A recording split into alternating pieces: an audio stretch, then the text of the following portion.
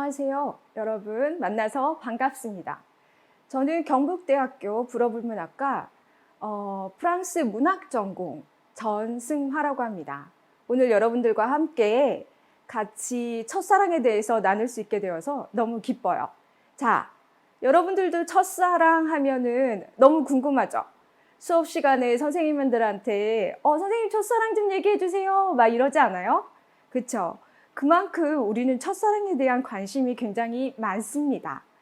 자, 오늘 첫사랑을 가지고 여러 작품들을 살펴볼 건데, 근데 선생님이 이제 프랑스 문학을 했다고 했잖아요. 프랑스 문학 중에서도 선생님이 대학교 이제 박사 논문을 쓸 때 사멜 베켓이라는 작가의 작품을 가지고 박사 논문을 썼어요. 여러분 혹시 사무엘 베켓이라고 들어봤나요? 혹시 고도를 기다리며라는 연극을 관람한 학생이 있나요? 그래요. 우리나라에서 사무엘 베켓은 고도를 기다리며라는 연극으로 아주 잘 알려진 작가입니다. 근데 선생님은 그 작가의 소설을 가지고 논문을 썼어요. 그래서 이번 첫사랑, 바로 사무엘 베켓의 단편 중에 하나인 거죠. 그 단편 중에 하나를 가지고 또 다른 여러 가지 작품을 비교할 생각이에요. 자, 그러면 여기 적혀 있는 거, 여하튼 사랑, 그것은 뜻대로 되는 게 아니다 라고 써져 있는데, 이 구절은 바로 사무엘 베켓의 단편 첫사랑의 마지막 구절이에요. 여러분 불어로 이거 어떻게 읽는지 궁금하죠? 선생님이 한번 읽어줄게요. Mais l'amour, cela ne se commande pas. 여러분들 프랑스어에 대해서 관심 많으세요? 프랑스어가 발음할 때 아주 듣기가 좋잖아요. 여러분들도 프랑스 문학에 대한 관심과 프랑스어에 대한 관심이 많이 있었으면 좋겠어요.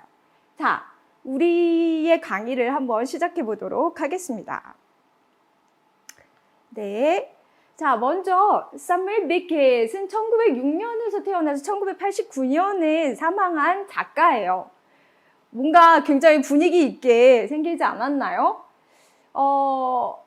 선생님이 이 작가를 존경하고 또 이 작가의 작품을 공부하게 된 가장 큰 이유 중에 하나는 정말 자기 인생을 문학을 하는데 다 바쳤어요. 사람이 살면서 뭔가 한 가지에 자기의 삶을 바치면 그 무언가는 생산되기 마련인 것 같더라고요. 물론 다 그렇지는 않겠죠. 당장 그 시대 때 인정을 못 받을 수도 있어요. 그러나 어쨌든 자기의 평생을 바치면, 그러니까 자기가 뭔가를 하는데 한 가지에 평생을 바치면 동시대에 만약에 인정을 못 받으면 후대에서 인정을 해줍니다. 역사가 증명해주고 있죠. 사무엘 베켓은 아일랜드 출신 작가예요. 아일랜드는 영어를 사용하는 나라죠.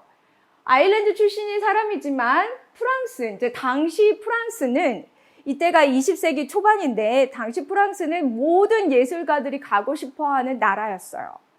그래서 사무엘 베켓도 가고 싶었죠. 가서 소설가가 되고 싶었어요. 그런데 워낙 뛰어나고 공부를 잘하다 보니까 엄마가 반대가 굉장히 심했어요. 아일랜드 트리콜로지라는 대학에서 굉장히 좋은 성적을 얻고 유망한 또 교수가 될 수 있는 충분한 자질이 있는 사람이었지만 너무너무 글 쓰고 싶었기 때문에 결국은 모든 걸 다 포기하고 프랑스로 건너갑니다. 그리고서는 결국 1969년에 노벨 문학상을 수상하게 돼요. 자, 외국인이, 영어가 모국인인 사람이 외국어, 프랑스어를 가지고 작품을 집필했는데 그 작품을 가지고 급기야는 노벨 문학상을 탄 거죠. 여러분, 우리가 할 수 없는 건 없는 거예요. 내가 원하고 내가 노력만 하면, 그리고 그러니까 난 반드시 상을 받아야지, 나는 유명한 사람이 돼야지, 그것이 아니라 진심을 다해서 내가 하는 것에 집중을 하면 인생은 그렇게 나쁘진 않습니다. 대가를 줍니다. 그래요. 인생은 우리를 힘들게 하고 인생은 우리를 늘 속이지만 그러나 우리가 들인 노력을 완전히 무시하진 않아요. 혹 만약에 실패를 하더라도 다시 일어나서 끝까지 그 유명한 송강호가 나는 한 놈만 때려처럼 한 가지를 열심히 하게 되면 반드시 인생은 그에 대한 보답을 줍니다. 그러니까 지금 뭔가 안 된다고 해서 너무 절망하거나, 그리고 지금 나의 상황이 안 좋다고 해서 난 금수저가 아니야 해서 너무 실망할 필요가 없는 거예요, 여러분. 세상은 아직은 신비로운 부분들이 남아 있어요. 그러니까 조금 더 힘을 내도록 합시다. 자, 이 사무엘 베켓의 대표적으로 고도를 기다리며, 아나똥동 고도라고 읽는데, 이 고도를 기다리면은 부조리 극이라고 불려요.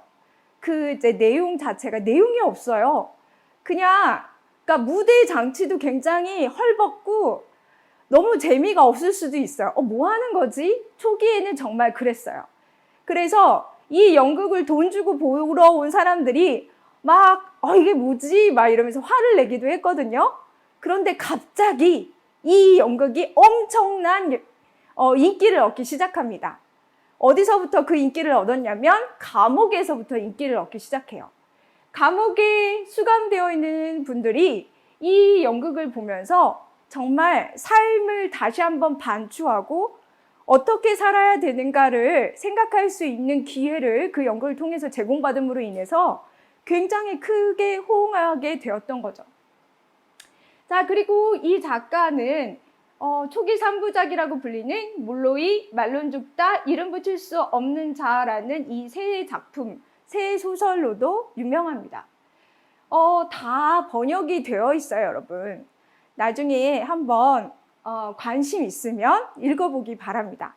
그렇게 길지 않아요. 20세기 초반 작가들은 작품을 결코 길게 쓰지 않습니다. 그러니까 너무 길면 어떡해 라고 걱정하지 말고 짧고, 그리고 읽으면 굉장히 여러분들에게 생각할 거리를 많이 던져줄 거라고 믿어요. 아마 오늘 보게 되는 첫사랑을 통해서도 베케트의 작품 세계를 아마 조금은 맛볼 수 있지 않을까 생각합니다. 그 다음에는 바로 이제 우리가 이번 시간에 다루게 될 첫사랑, 포미아 아무후라고 적혀 있는 이 첫사랑에 대해서 이야기할 거예요. 자, 사무엘 베켓은 아일랜드 출신의 작가임에도 불구하고 2차 세계대전이 터졌을 때 프랑스에서 레지스탕스라고 하죠. 그 저항군으로 참여합니다. 그래서 독일의 만행을 고발하고, 그리고 이 전쟁에서 정의를 실현하기 위해서 노력을 했던 작가죠. 그러나 전쟁이라는 건, 여러분들 전쟁이 얼마나 비극적이고 얼마나 고통스러운 건지 잘 아시나요? 혹시 다큐멘터리라던가 관련 서적을 좀 읽어본 학생들은 잘 알 텐데, 전쟁은 정말 끔찍한 거예요. 그래서 비록 정의를 위해서 전쟁에 참여했으나 그 전쟁의 고통과, 그리고 그 안에서 그 인간의 존엄성이 말살되는 것, 서로가 서로를 향해서 폭력을 가하는 것, 그 모든 것에 사무엘 베켓은 굉장한 충격을 받습니다. 그래서 도저히 이 세상에 살아남을 기력조차 없는 순간에 그를 구원했던 것은 바로 글쓰기였어요. 글쓰기를 통해서 자기 존재, 자기가 지금 이 세상에 존재하고 있는 자기의 실존의 고통을 위로받을 수 있었죠. 그렇게 쓴 작품들이 2차 세계대전이 끝나고 바로 1946년에 출판되는데요. 그런데 베케트가 이때 본격적으로, 그가 그 전에는 영어로 작품을 집필했는데, 이제 전쟁이 끝나고 나서는 프랑스어로 자기 작품을 집필하기 시작합니다. 본격적으로. 이렇게 이제 왜 베케트는 자기 모국어가 아닌 외국어로 작품을 집필했을까요? 왜냐하면 너무나 모국어는 자기가 능수능란하게 사용할 수 있기 때문이에요. 그래서 자기도 모르게 너무나 많은 은유를 담을 수 있다라고 생각을 했어요. 그게 무슨 문제가 되나요? 네, 베케트는 자기가 쓰고 싶은 글의 내용이 그렇게 막 지식을 뽐내고 그리고 아주 유려한 문체로 다양한 이야기를 하고 싶어 하지 않고요. 오히려 어떤 글자가 가지고 있는 의미를 비워내고 그리고 뭔가 마치 말을 처음 배운 아기 마냥 더듬더듬 거리는 식의 문체로 글을 적고 싶었어요. 왜냐하면 정말 인간의 실존이 무엇인지에 대해서 이야기하고 싶었기 때문이죠. 그래서 모든 거추장스러운 것들은 다 제거하려고 노력을 했고 그리고 심지어 어떤 의사소통이 가능하지 않게끔까지 글자의 의미를 비워내려고 굉장히 많은 노력을 쏟은 작가입니다. 자, 일단 그런 노력의 결과로 탄생한 이 첫사랑의 줄거리는 굉장히 간단해요. 어떻게 간단하냐면 어떤 한 남자가 나옵니다. 그런데 이 남자는 뭐 특별히 하는 일이 없어요. 그냥 아버지 집에서 하루 종일 어떤 방구석에 처박혀 있거든요. 그러면 누군가 밥을 갖다 주면 그 밥을 먹고 이렇게 식기를 밖에다 내다 놓으면 그 식기를 치우고 그래요. 그렇게 일본은 옛날부터 그런 청년들이 많아서 사회적 문제가 됐었죠. 우리나라도 점차 그런 문제가 심각해지고 있는데 여하간 베케트가 예견을 한 것인지 알 수는 없으나 그런 유형의 주인공을 내세우고 있습니다. 그러다가 주인공의 아버지가 돌아가세요. 아버지가 돌아가시자마자 그 집에 있던 그 다른 사람들이 누구인지는 정확하게 밝히지 않아요. 그 다른 사람들이 이 주인공을 내쫓아요. 그러니까 아버지가 유산으로 남긴 돈을 그 주인공이 주면서 밖으로 나가라고 합니다. 주인공은 유산을 줄 테니까 날 집에 있게 해주세요 하지만 받아들여지지 않아요. 결국 주인공은 밖으로 내쫓기게 되고 그런데 유산을 가진 유산으로 받은 그 돈을 쓰지는 않아요. 쓰지는 않고 낮에는 구걸하러 다니고 그리고 저녁이 되면 어떤 한 벤치에 가서 이렇게 누워있어요. 누워있고 밤 되면 벤치에서 일어나서 자기의 은신처로 가서 자는 거죠. 뭐 은신처라는 게 어떤 집이 뚜렷이 있는 건 아닐 거고 그런 데서 이제 잠을 잡니다. 그러다가 어느 날 벤치에 이렇게 누워있는데 어떤 여자가 온 거예요. 그러면서 자기도 그 벤치에 앉을 수 있겠냐고 물어보는 거죠. 그래서 벤치에 앉힙니다. 그런데 이 여자가 계속 오는 거예요. 그래서 이 주인공이 도대체 이 여자는 왜 계속 와서 나의 휴식을 방해하는가 하면서 굉장히 불만을 갖다가 어느 날 대화를 시도하죠. 대화를 시도하다가 그 여인이 자기는 집이 있다고 그리고 방도 있다고 얘기를 해요. 그 말에 솔깃해서 그 여자의 집으로 갑니다. 그리고 그 여자가 말한 그러니까 여러 가지 방을 막 구경하다가 자기 마음에 드는 방으로 쑥 들어가서 거기에 자리 잡아요. 그리고서는 아버지 집에서 했던 거와 똑같이 그 방에서 나오지 않고 그리고 그 방에서 다 해결하는 거예요. 자고 먹고 그리고 배설까지 다 해결합니다.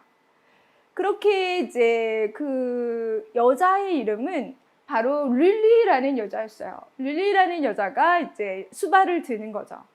수발을 들다가 어느 날 이상한 소리가 들리는 거예요. 막 웃음소리, 신음소리 같은 게 들려서 릴리라는 여자한테 얘기를 해요. 너무 시끄러워서 못 살겠다고. 그러니까 알고 보니까 그 릴리라는 여자는 매춘을 통해서 살고 있었던 여자였던 거예요. 그래서 이제 그 직업을 때문에 굉장히 놀라하지만 그것 때문에 이 주인공이 그 집을 나가지는 않습니다.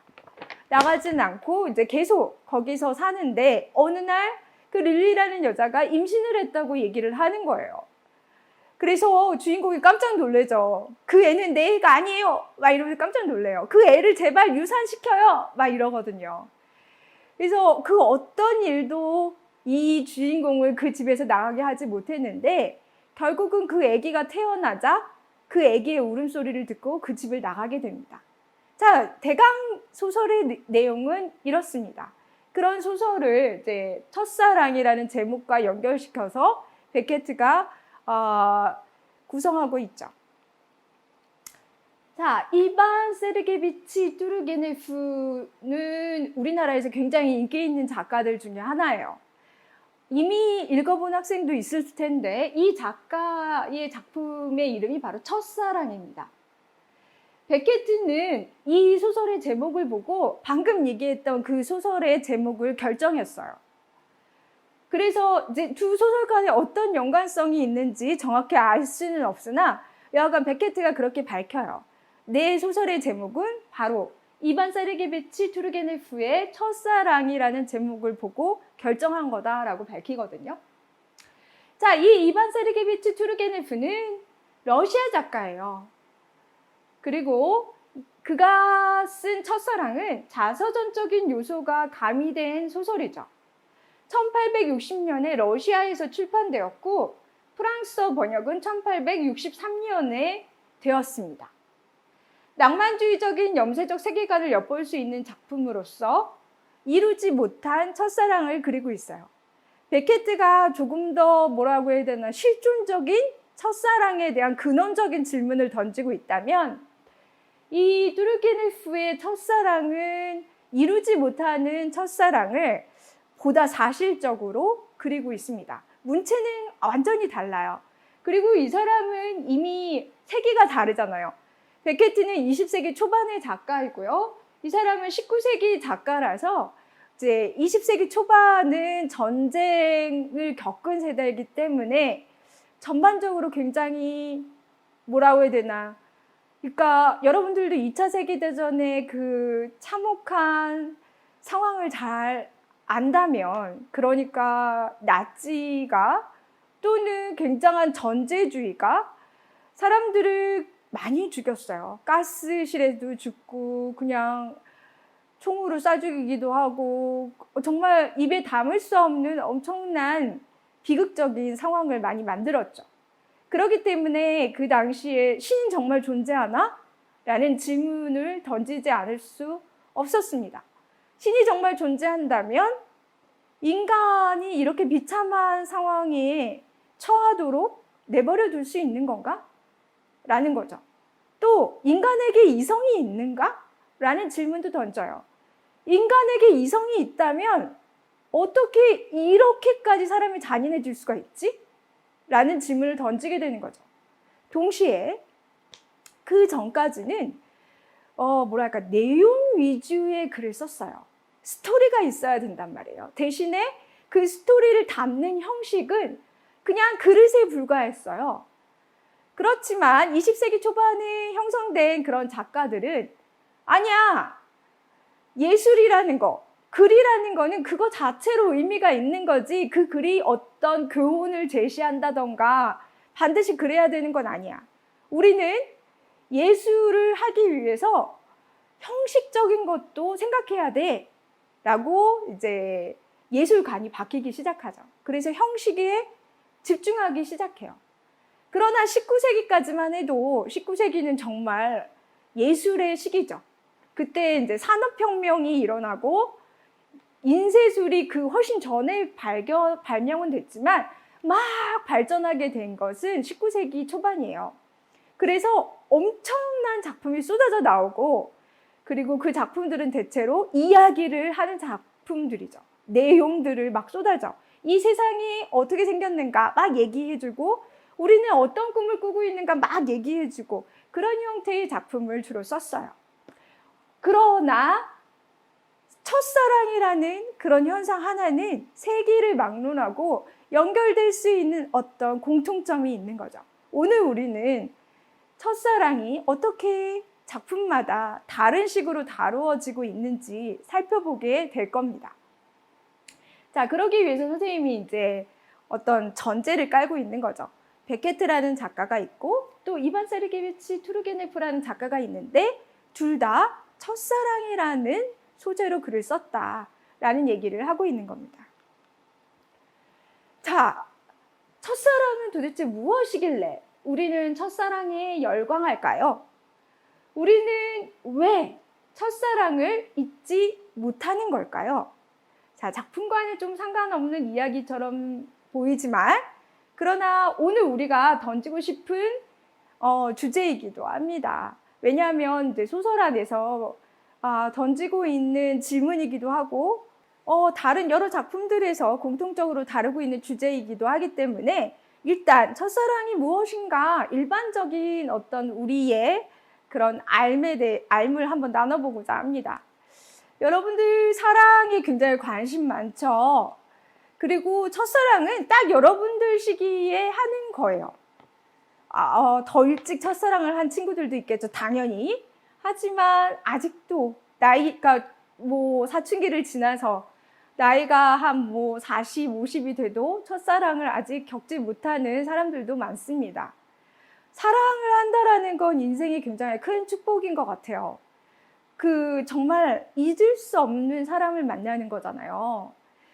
그래서 사랑하면은 왠지 너무나 하고 싶은 거고, 가슴을 두근거리게 하고, 그리고 사랑을 못하면 진짜 내 인생 망한 것 같고, 그렇죠. 그래서 우리는 끊임없이 사랑에 집착하기도 합니다. 도대체 사랑이 무엇이길래? 그 중에서도 첫사랑이 무엇이길래? 자, 한국어 사전에 의하면 첫사랑은 처음으로 느끼거나 맺은 사랑이라고 합니다. 자, 이러한 사랑을 심리학자들이 우리는 기분이 별로 안 좋은데, 왜냐하면 사랑은 정말 이대하고 손으로 잡을 수 없는 거고 너무나 아름다운 거고 나를 구원해 줄 수 있는 건데 그것을 다 파헤치잖아요. 그렇긴 하지만 또 심리학자의 이야기가 우리에게 도움이 되기도 합니다.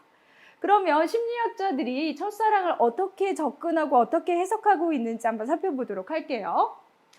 심리학자 마르타 이바네라는 사람은 첫사랑은 우리 삶의 아주 중요한 경험이라고 말을 하고 있어요. 첫사랑이라는 게, 여러분 그거 아세요? 첫사랑뿐만 아니라 어린 시절의 그 행복했던 기억이 평생 나에게 가장 큰 치료제가 됩니다. 그러니까는 나중에 사회에 나가서, 그리고 세상에는 이제 세상에는 정말 힘든 일이 많잖아요. 근데 지금 여러분들도 굉장히 힘들 거라는 건 너무 잘 알고 있습니다. 선생님도 고등학교 때 집 학교밖에 없었던 것 같아요. 다른 건 전혀 생각을 못했던 것 같고, 그리고 성적 1점 왔다 갔다 하는 걸로 정말 내 삶이 왔다 갔다 했었어요. 지금 돌아보면은 이제 그런 친구들도 되게 많을 것 같은데, 정말 1점 때문에 죽고 싶을 때가 굉장히 많았죠. 뿐만 아니라 고등학교 때 나는 친구가 없었던 것 같아요. 친구가 있긴 있었죠. 같이 밥을 먹고 같이 학교를 등하교하고, 근데 그게 다예요. 나머지 시간은 너무나 공부를 해야 했고, 그리고 뭐라고 해야 되나, 일종의 다 경쟁자들이었기 때문에 좀 삭막한 삶을 살았던 것 같아요.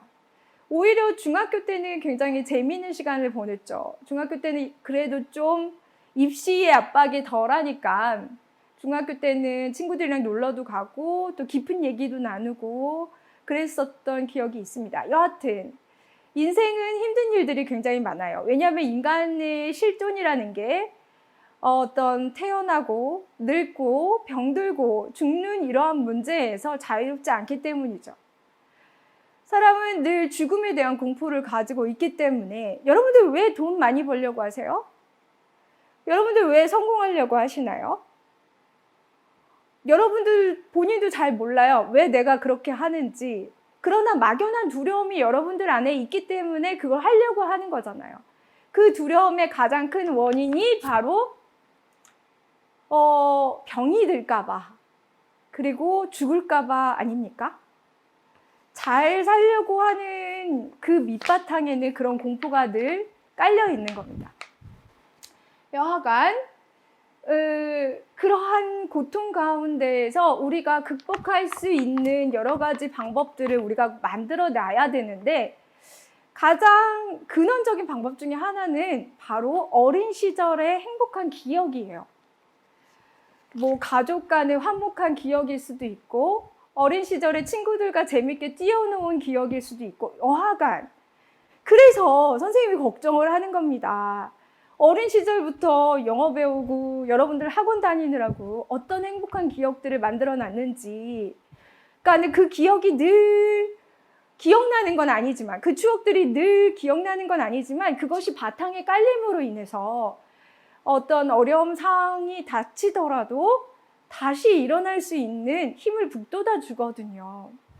만약에 어린 시절에 그런 기억을 아직 만들지 못한 학생은 지금부터라도 내 삶의 중심이 될 수 있는 추억을 만들도록 노력할 필요가 있어요. 자, 그래서 첫사랑은 중요한 겁니다. 그러니까 그 얘기도 하잖아요. 여러분 엄마 아버지가 결혼해서 그 얘기 할 거야. 그러니까 아빠가 너무 미워도 그 연애 시절에 아빠가 해줬던 아빠와 함께 했던 그 행복했던 시간들 때문에 내가 산다라는 말도 종종 들어볼 텐데, 그만큼 이 현재라는 거는 기억의 바탕이 됩니다. 그 기억이 이 현재를 이끌 수 있게끔 굉장한 큰 힘을 줘요. 그래서 첫사랑은 인생에서 정말 중요한 경험이라고 이야기하는 겁니다. 그런데 재미있는 것은 첫사랑은 진정한 첫 번째 사랑은 아니라는 거죠.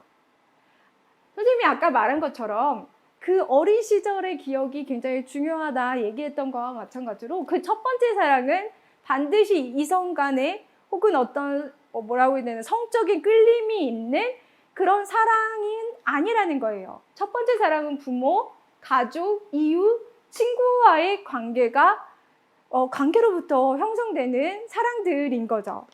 그리고 그 관계가 잘 형성될수록 나의 첫사랑도 조금 더 풍요롭고 아름다워질 확률이 높아집니다. 여하간 첫사랑은 기대를 불러일으켜요. 그렇죠? 여러분 어떤 드라마를 보거나 영화를 보면서 나도 저렇게 아름다운 첫사랑을 하고 싶어. 그런 꿈을 분명히 꿀 겁니다. 그래서 첫사랑은 기대를 불러일으켜요. 그런데 기대가 크면 늘 실망도 큰 법이에요. 왜냐하면 실제 경험은 자기가 기대한 만큼 충족이 되지 않거든요. 그 사실을 인지하지 못하면 그 사람은 늘 실패한 관계를 갖게 됩니다. 늘 꿈꾸는 관계에, 늘 자기가 그 꿈꾸는 관계에 나의 상대는 늘 못 미치는 거예요. 늘 불만이 많은 관계를 맺게 되는 거죠. 그래서 어쨌거나 실제 경험은 첫사랑에 대한 기대를 무너뜨리고 그로 인해서 굉장히 큰 상처를 받게 됩니다. 그러나 그 실망을 잘 극복하면 미래의 관계를 준비하는데 큰 밑바탕, 밑거름이 될 수 있는 거죠. 첫사랑은 정말 강렬하기 때문에 그 첫사랑이 끝나면 감정이 굉장히 많이 고갈돼요. 그래서 굉장히 힘들죠. 그것을 극복하기 위해서. 그러나 그걸 통해서 성장하고 많은 걸 배우게 되고 그리고 인생이 무엇인가를 배우게 됩니다. 그래서 첫사랑은 중요한 거예요. 사람과의 관계를 형성하는데 많은 가르침을 주는 경험이기 때문에 그만큼 용기 있게 서로를 사랑할 필요가 있는 거죠. 자, 방금 한 심리학자의 의견도 있지만 의학 잡지 파스포르 상태에도 첫사랑의 중요성에 대해서 언급을 합니다. 자, 첫사랑을 경험하는 시기는 일반적으로 사춘기라고 얘기하죠. 그런데 사춘기에 다 사랑을 하는 건 아니잖아요. 특히 우리나라는 공부해야지. 어디 나가서 연애를 해. 말이 안 되지. 그래서 사춘기를 넘어서서 사실 파스포르 상태가 마지막에 이제 덧붙인 말은 그러나 사랑이 나이가 무슨 상관이냐 아무 때나 다 할 수 있다 뭐 이런 식의 이야기를 하긴 합니다. 어쨌거나 이거는 과학 잡지다 보니까 뭔가 적절한 근거를 들어야 되는 거잖아요. 수치를 제시해야 되는 거잖아요. 그러다 보니까 18세에서 30세 사이라고 이제 일단은 이렇게 기간을 정해놨습니다. 사춘기에 접어들면 미지에 대한 호기심, 자신의 한계와 능력을 시험해보고 싶은 욕구가 형성이 돼요. 자, 2차 성징이 일어나면서 호르몬이 변화되면서 뭔가 나는 난 다 컸어. 나 이제 성인이야. 난 더 이상 부모의 도움이 필요하지 않아 라는 걸 생각하게 되잖아요. 그러다 보니까 새로운 관계를 갈구하게 된다는 겁니다. 그래서 가족의 테두리, 일상의 생활에서 벗어나길 원하죠. 그리고 부모가 만들어준 정체성이 아니라 자기 스스로 만드는 다른 사람들과, 그러니까 가족이 아닌, 내가 알던 사람이 아닌 다른 사람들과의 관계를 통해서 정체성을 형성하고 싶어하는 시기예요. 그래서 이 욕구가 사랑을 추구하게 만듭니다. 여러분들은 아직 고등학생이라서 넷플릭스 영화를 볼 수 없을 텐데, 넷플릭스 영화에 보면은, 자, 여러분들 20 넘으면, 20살 넘으면 보세요. 넷플릭스에 보면은, 하이틴 영화라고 하죠. 그 사춘기 시절에 관련된 영화가 굉장히 많아요. 근데 그 대부분이 전부 다 첫사랑을 다루고 있습니다. 첫사랑이라든가 아니면 성과 관련된, 그러니까 첫 경험과 관련된 이야기를 많이 다루고 있어요. 그만큼 그런 영화가 많은 것만큼 또 그와 관련된 소설도 굉장히 많죠. 그만큼 어떤 사랑의 문제, 첫사랑의 문제는 사춘기 때 굉장히 중요한 테마인 것은 분명한 것 같습니다. 사춘기 시절의 첫사랑은 프랑스 말로는 coup foudre라고 하는데요. 그게 무슨 말이냐면 coup foudre, 번개를 딱 맞은 것 같은 사랑이라는 거예요. 첫눈에 반하는 사랑이에요. 그래서 즉각적으로 이루어지는 사랑입니다. 그래서 완전히 사랑에 도취돼 버리는 거예요. 완전히 사랑에 빠져버리는 거죠. 사랑에 빠진 연인은 완벽한 커플을 이루기를 바라고, 그리고 서로에게 공통점을 막 찾아요. 너도 그래, 나도 그래, 막 이러면서. 그러면서 서로를 이상화시킵니다. 얼마나 아름다운가, 얼마나 나는 이 아이에게 반해 있는가, 이 아이는 얼마나 예쁘고 훌륭한가, 막 이런 식으로 서로를 막 이상화시켜요. 그리고 서로에게 감탄을 하죠. 이런 식의 관계를 맺음으로 인해서 어떤 실존의 소외, 사실 여러분들이 학교를 다니면서 가장 힘든 것 중에 하나가 공부 말고 뭐가 있어요? 외로움 아닙니까? 나는 정말 친한 친구를 사귀고 싶은데 나의 마음을 알아주는 친구가 없는 거 아닙니까? 그리고 또 굉장히 요즘엔 사회 문제가 됐죠. 누군가를 따돌리고 소외시키는 것. 여하간 관계만큼 우리를 힘들게 하고 고통스럽게 하는 거는 없는 것 같아요. 그런데 첫사랑은 바로 그러한 관계를 통해서 느껴지게 되는 소외라든가, 그리고 살면서 느끼는 고통들, 대학을 가야 된다는 현실적인 문제도 있을 것이고, 또 가족이란 우리 고통의 가장 많은 역할을 하는 거죠. 가족을 통해서 굉장히 많은 걸 받아요. 하지만 동시에 가족을 통해서 가장 많은 상처를 받고 가족 때문에 가장 많이 힘들어하고 삶의 무게를 느낍니다. 그게 가족인 것 같아요. 그러나 가족을 본인이 선택할 수 있는 게 아니고, 그렇다고 해서 가족을 버릴 수도 없는 거죠. 가장 우리에게 치열하게 관계 그리고 책임, 인생을 살아나가기 위한 다져짐을 해줄 수 있는 공간인 거죠. 여하간 그로부터 또 가족뿐만 아니라 학교도 마찬가지인 거죠. 우리가 자주 보게 되는 사람이 참 신기하죠. 우리가 가깝게 지내는 사람이며 서로 많이 사랑해야 되는 거잖아요. 물론 많이 사랑합니다.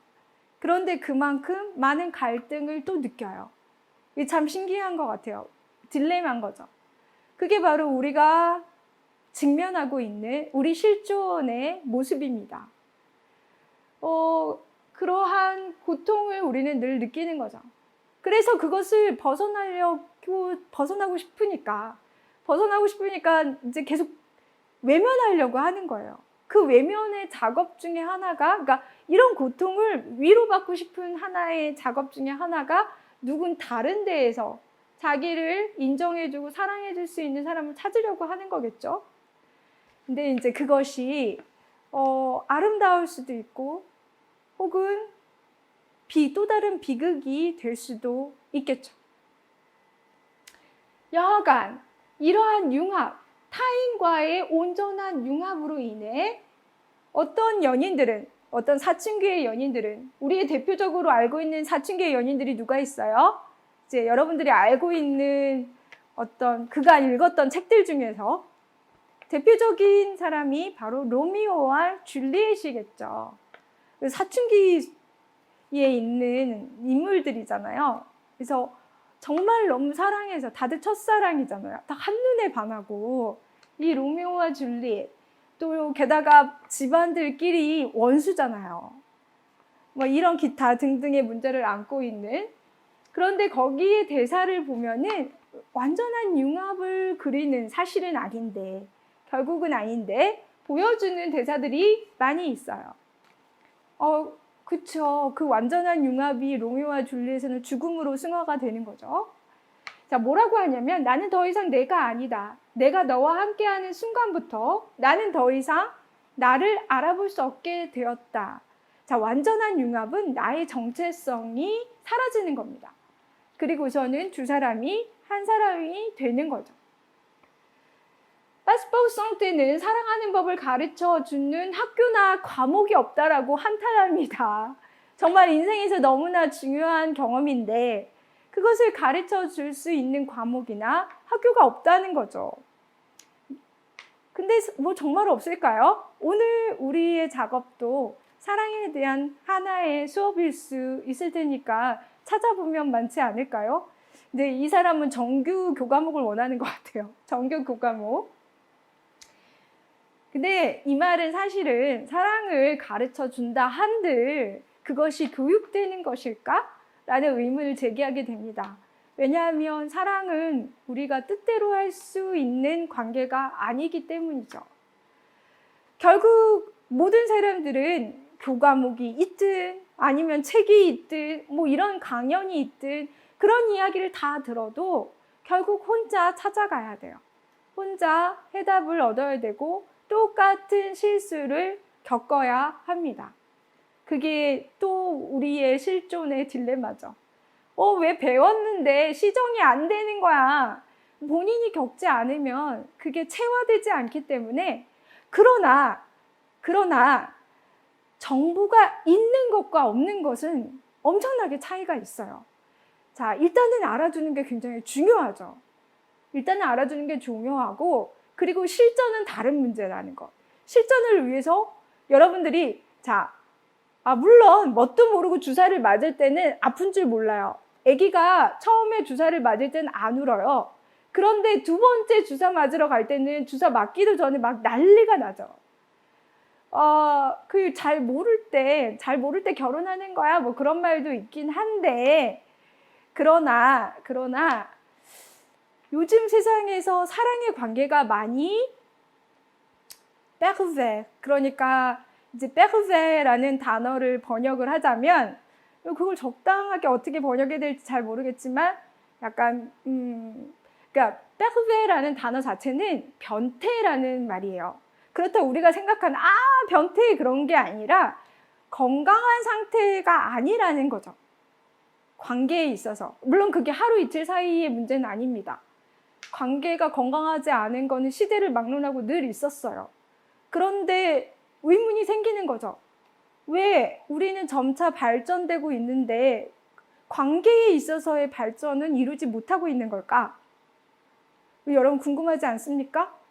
굉장히 많은 철학책이 나오고 있고 심리학 저서도 막 많고 정신분석학도 이제는 임상이 돼갖고 막 여기저기서 정신분석도 받을 수 있는데 왜 우리의 관계는 옛날이나 지금이나 그렇게 크게 다르지 않는가?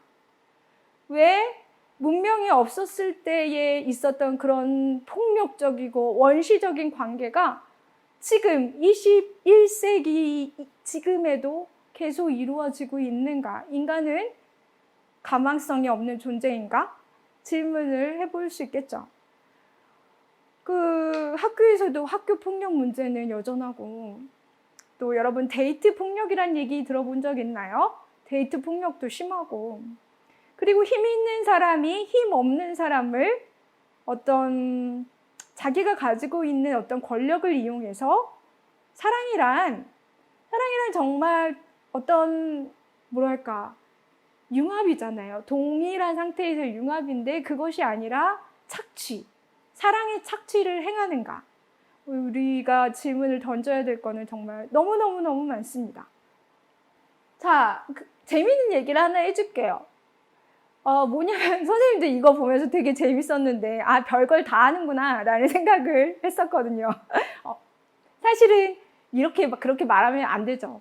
이런 이론을 만들기까지 얼마나 많은 노력을 했겠습니까? 그러니까 선생님이 말한 별걸 다 하는구나 라고 얘기했던 것은 이제 사람은 계속 그러니까 별걸 다 해야 해요, 여러분. 사실은 우리는 별걸 다 해야 합니다. 우리의 호기심과 우리의 설명하고자 하는 욕망을 멈춰서는 안 돼요. 그러니까 모든 건 다 같이 있는 거고 그렇기 때문에 우리는 별거 다 해야 되는 거죠.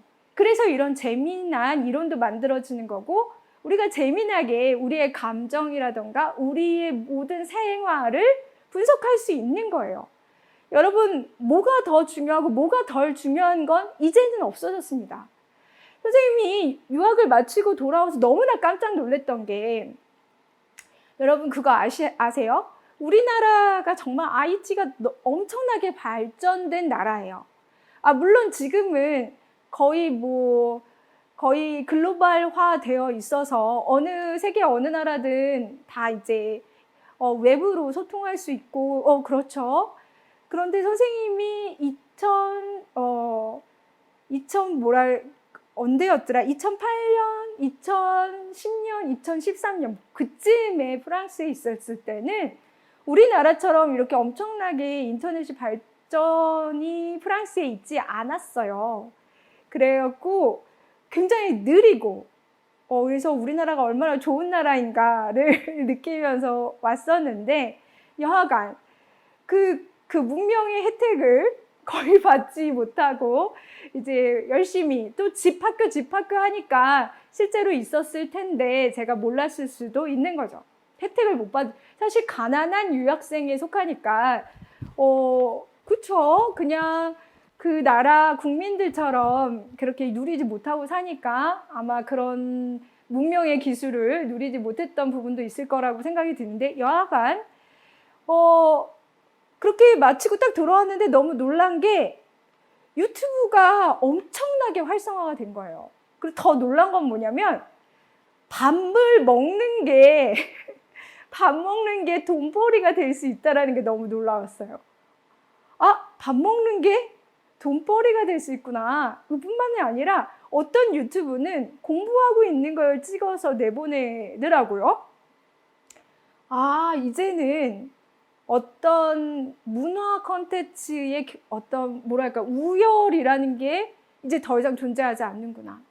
이제 별거 다 한다 라는 것이 가능한 시대가 되었구나. 별거 다 해야 하는 시대가 되었구나. 우리 때는 어떤 가치가 한정되어 있어서 그것 아니고 다른 것을 하는 것에 대해서는 뭔가 이렇게 낮게 보거나 아니면은 유치하다라고 생각을 했는데 그게 뭐야 라고 했지만 이제는 그런 게 없다라는 거예요. 여러분들이 하고자 하는 게 있으면 서로 정말 말도 안 되는 거라 할지라도 막 머리 빗는 거 하루 종일 머리만 빗고 있어. 그것도 여러분들만의 예술로 문화로 소화시킬 수 있는 시대에 살고 있다라는 거죠. 그런데 아쉬운 거는 이렇게 많은 가치의 위계적인 질서가 깨진 이 마당에 우리의 어떤 감정적인 부분이라던가 관계에 있어서는 오히려 퇴보하고 있는 부분이 있는 건 아닌가라는 생각이 듭니다. 자, 첫사랑의 기억에 관해서 이제 일단 이 이론과 첫사랑을 연결시키는 건 최근의 상황이고요. 실제로 19세기 독일의 심리학자 헤르만 에빙하우스는 기억에 관해서 연구를 했어요. 그러니까 실제로 20세기 후반에 굉장히 많은 다양한 연구가 이루어졌습니다. 그리고 전쟁 중에도 연구가 이루어졌어요. 왜냐하면 어떻게 하면 어떤 심리적으로 더 잘 전쟁을 해서 우리가 이길 수 있을까? 뭐 이런 것도 있었을 거고 19세기에 정신분석학이 발전이 되면서 그런 식의 이제 분위기가 형성된 것도 있었죠. 그래서 이 심리학자가 기억에 관해서 연구를 했는데 그래서 그가 내놓은 이론이 서열 위치 효과라는 이론이에요. 뭐냐면 뭐 비슷한 항목을 쫙 주고서 딱 보여주고 나서 이게 다 가린 다음에 자 기억을 해보세요 하면은 어떤 현상이 나타나냐면 처음과 마지막 항목은 잘 기억해. 그런데 그 중간에 뭐가 있는지는 잘 기억하지 못한다는 거예요. 우리 상식적으로 다 알고 있는 얘기죠? 다 알고 있는 얘기인데 그거를 여러분들이 체계적으로 이론을 하게 되면 이렇게 여러분들 이름을 붙이는 이론이 될 수 있는 거예요. 그러니까 뭐든 그냥 흘려보내지 말고 여러분들이 관찰한 것을 잘 적고 그것이 나중에 여러분들의 어떤 사유를 드러내는 바탕이 될 수도 있으니까 잘 보관해 두세요. 굉장히 그런 것들이 다 중요한 것 같아요. 그래서 뭔가 기억을 할 때 가장 최근의 일을 가장 또렷하게 기억하는 걸 뭐라고 하냐면 최신 효과라고 한대요. recency effect라고 한대요. 그리고 1년의 일들 중에서 가장 최초의 일을 잘 기억하는 거, 그거를 초두 효과, primacy effect라고 한답니다. 그래서 사람들이 야, 첫인상이 중요하다고 라고 얘기하잖아요. 그게 바로 초두 효과의 기인한 통념이라고 볼 수 있는 거예요. 같은 맥락에서 우리가 첫사랑을 오래 기억하는 이유는 어쩌면 우리 기억의 시스템, 바로 초두 효과 때문일지도 모른다라는 이제 의견이 제시가 되는 거죠. 심리학에서. 또 하나의 이론이 있어요. 뭐냐면 20세기 러시아 심리학자 블룸마 자이가르닉이라는 이제 여성 심리학자가 그의 스승인 크루트 레빈과 함께 어떤 이론을 하나 만들었어요. 그 이론을 만들게 된 이유는 어떤 식당에 가서 밥을 먹는데 서빙하는 사람이 기가 막히게 주문을 다 외우는 거예요. 너무 놀랍게. 그래서 궁금한 거야. 그러니까 그렇게 많은 테이블이 있었는데 어떻게 다 기억을 하지? 하고 놀라운 거죠. 그래서 가르가닉이라는 사람이 당신 기억력이 정말 놀랍네요. 그러니까 돈 계산할 때 혹시 내가 먹은 거 우리 식탁에서 먹은 음식을 다시 기억해 줄 수 있나요? 라고 물어봤어요. 그랬더니 그 주문을 받는 분이 기억이 안 나는데요. 제가 그걸 왜 외워야 되죠? 라고 얘기한 거예요.